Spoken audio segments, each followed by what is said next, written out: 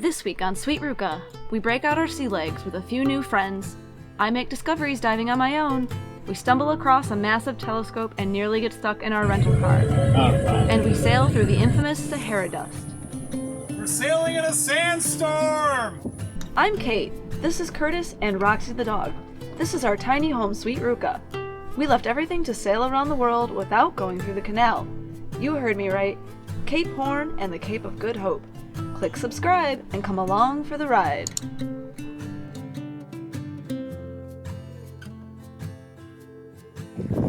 Sahara dust. Can't really see past that point of land. It's just one big dust cloud. We finished installing the new windlass and decided to head to St. Croix to meet up with friends and do some more diving before taking off on our next adventure towards Grenada. We didn't realize to the extent of dust we were going to be sailing through when we first pulled up anchor.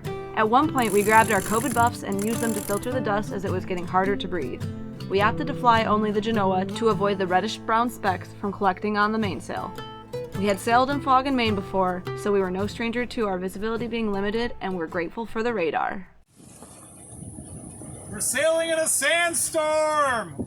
You can feel it when you're breathing. Everything is coming all the way from the Sahara Desert, all the way across the Atlantic Ocean, swirling to get here in the upper atmosphere.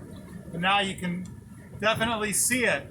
The visibility is now like less than 5 miles. We are gonna reach on over to Fredriksted, St. Croix today in the sandstorm, have some fun. And we were gonna race another boat, but it looks like this guy who was going upwind over here gave up. It's blowing, I would say about 15 to 18. We've got the number 2 jib going. No mainsail. We didn't want to get the mainsail full of the Sahara dust, so we left him in his bag, all covered up. But we're reaching along right now, about 8 knots, and we don't really need to go much faster. So we'll see you guys in Fredriksted for some scuba diving.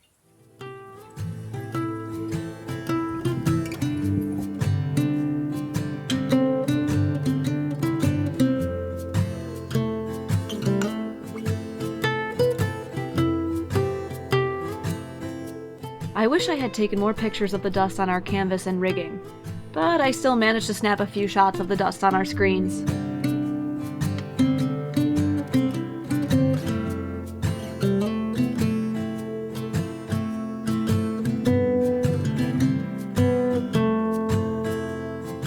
As soon as we got further away from St. Thomas, we had sailed far enough out of the dust to see the sun and remove our face covers. It was a beautiful sail from there on out.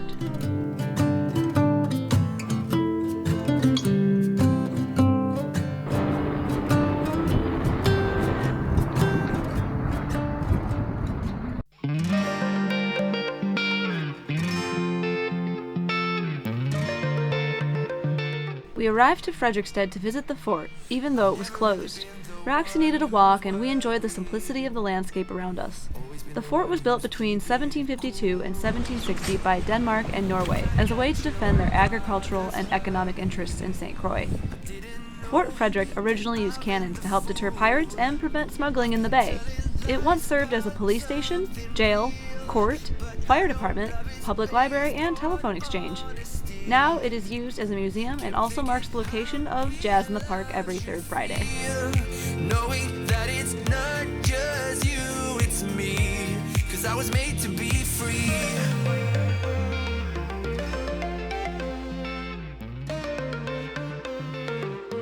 I am made to be free.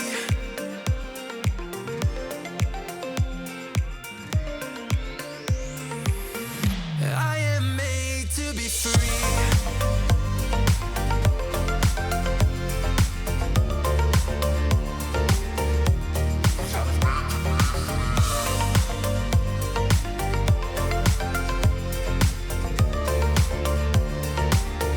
Well, I am made to be free. Been thinking about myself and myself only. I've been like that since I was a kid. I've always put my feet wherever I want to. Before I saw who I could be, kept thinking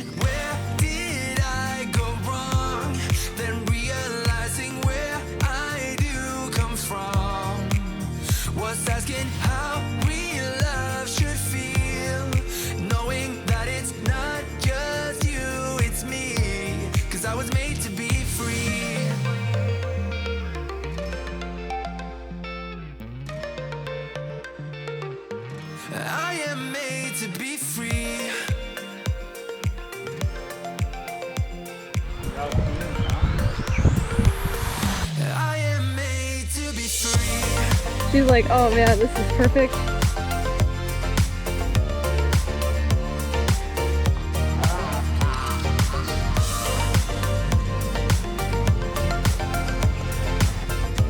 And then next to this cool tree, you have this knobbly tree.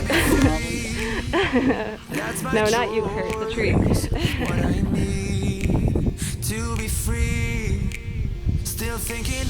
Like a broccoli top.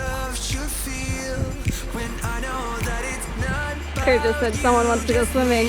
I think it's Roxy.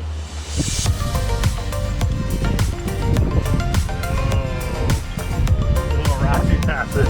Back up.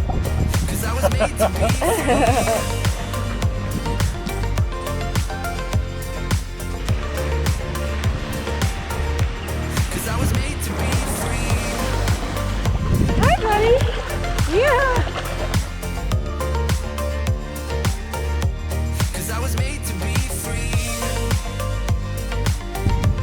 Oh man. You chuck on that, Roxy? Oh, look at that. Oh yeah, buddy. Yeah.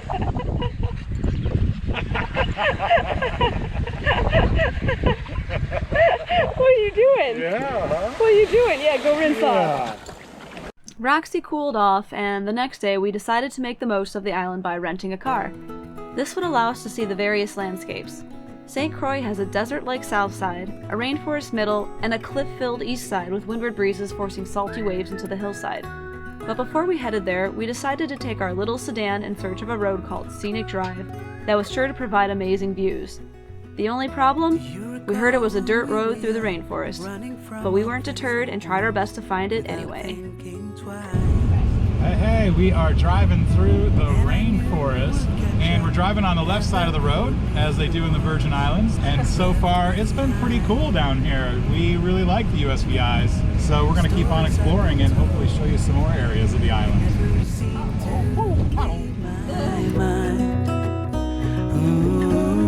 On this road that I am on, I gotta stay here for some time.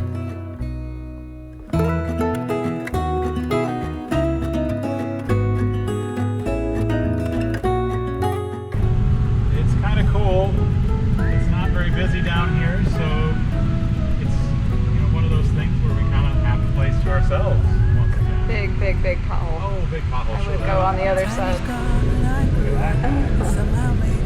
We passed a little restaurant on the north side of the island and decided to stop for some quick refreshments and to stretch our legs. The famous Cane Garden Bay seemed like a beautiful place to take a break from all the driving. Oh, that's pretty sweet. The dark,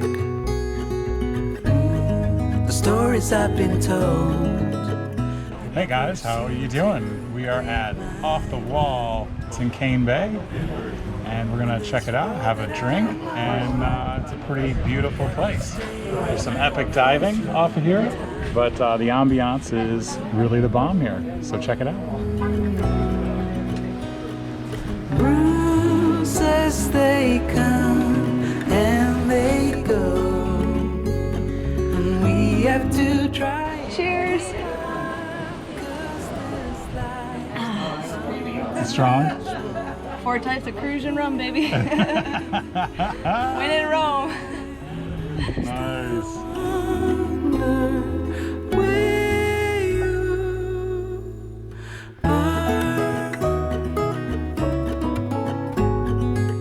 The views were great from sea level, but we were ready for those high top views from Scenic Drive and took back to the streets, or rather potholes. Nothing like some rental car off-roading.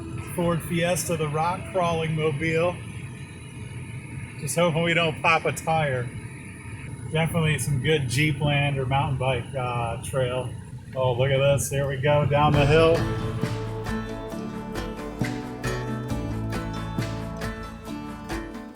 There's the cliff. Oh, wow. Look at that, babe. That's pretty cool. Wow. Sunrise in West Virginia, sleep talking on the We ventured further back into the rainforest, pushing our little Ford as far as it would go on Scenic Drive. We were surrounded by thick vegetation and pushed ourselves down a narrow one-lane road before deciding to back out and turn around. I would veer to the left more. Let me see the map real quick. friends praise me. Yeah. Nothing like backing yourself out of a freaking one-way jungle dirt road in a Ford Focus. Oops. Oh, wow. Oh, is that the reverse Transmission camera? overheating. Stop safely. Oh, didn't like that, did it? How do you feel about yourself right now? Oh, I feel like it's pretty standard operations for a Curtis adventure. Probably doing something that you're not supposed to do. Now we gotta wait for the transmission to cool down. I'm pretty proud of this little puppy. I made it alright, like my own sister. And back and forward. Here we go. Sweet together, beaded bracelets I won't forget. Pavement! Friends forever, like my own. Extreme focus. Oh, back on the pavement. Rental car's still working. We didn't get stuck. We're flying now, baby. All the struggles were worth it to see this amazing view, but our journey wasn't over as we headed to Point Udall, the easternmost point by travel in the United States. We stopped to check out the artistic monument of the sundial named Millennium Monument that was built in the year 2000 and marks the direction of the first U.S. sunrise of that year.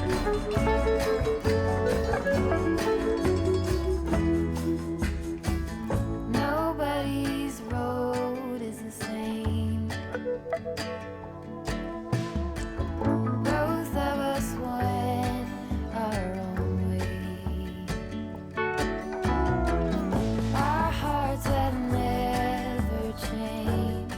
The sun was getting low, and so we headed back along the northern side of the island to return the rental car and enjoy our last views of the unique houses and landscapes that St. Croix had to offer. Own sister, our souls weave together. Beaded bracelets I won't forget. Friends forever. Completely by chance, we stumbled across a radio telescope, one of 10 that operate through the National Radio Astronomy Observatory that is centered out of Socorro, New Mexico. Its construction began in 1986 and was finalized in 1993. The antenna is 82 feet or 25 meters in diameter, and the entire structure is about as tall as a 10-story building. The 10 telescopes, along with very strong computers, work together to make corrections in Earth's rotation, inform about minimal shifts in the crust of the Earth over time, along with other small measurement errors. We geeked out before making the final trip back. The next day, we suited up for what would be my first dive outside of my open water dive certification course. Curtis and I took the dinghy and our gear to one of the many moorings the east side of St. Croix has on its mini dive sites. Being into wrecks, we decided on the small sunken tug a bit further north. It was a refreshing decision before picking up our friends Jake and David for a sunset cruise later on. I feel a glow in my heart, that's you inside of me. All of us riches and diamonds will one day be sold. Trinkets will just hold you down, but life takes its toll. Everything you'll ever need is inside of your soul.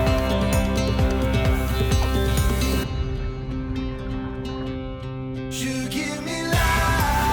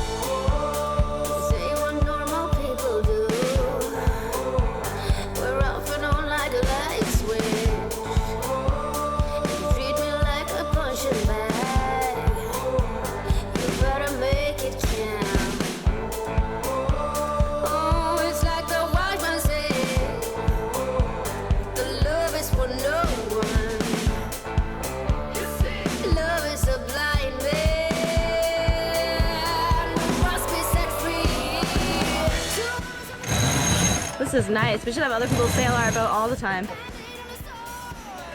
A great time is even greater with great company, and we thoroughly enjoyed the cruise around St. Croix with David and Jake, eventually turning on the blue spreader lights under a nearly full moon. It was a great warm-up for us before preparing for the passage to Grenada, even though we let Jake and David do most of the sailing.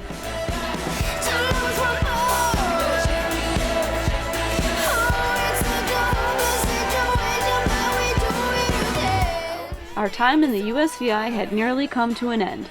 Here's a few shots of some of our favorite memories from earlier episodes. Check back on our channel to catch up on the previous adventures here, and stay tuned for our next passage to Grenada. You don't want to miss it.